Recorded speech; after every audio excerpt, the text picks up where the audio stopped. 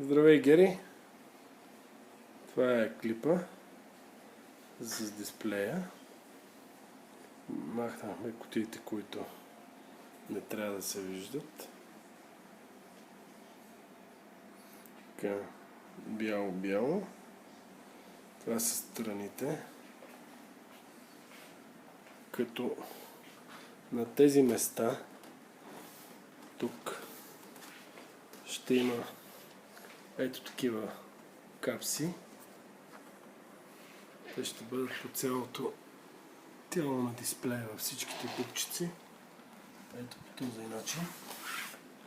Както и тук отгоре. Насякъде ще има такива пластмасови държаци, които ще пристягат и ще дадат много по-добър вид на самия дисплей, който ще изглежда ето така.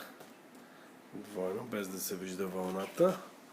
Другите неща са ти ясни. Хедера, всичко е 5-пластно за по-голяма здравина. Тук пак се виждат тия пластмасовите държачи, които лесно ще се поставят от нас. Ние ще ги поставяме тия неща.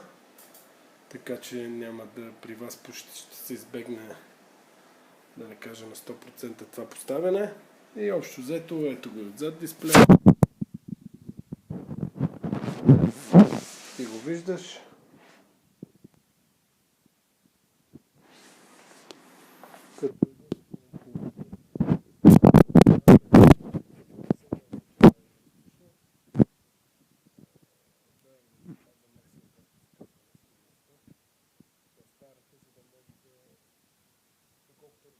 Доколкото разбрах от Таня, вече им е дадено за тази гледна точка, но все пак вие можете да коментирате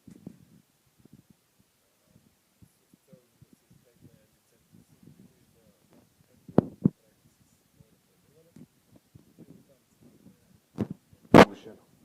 Но това е незначително според мен е под 5%, което не е нещо фатално.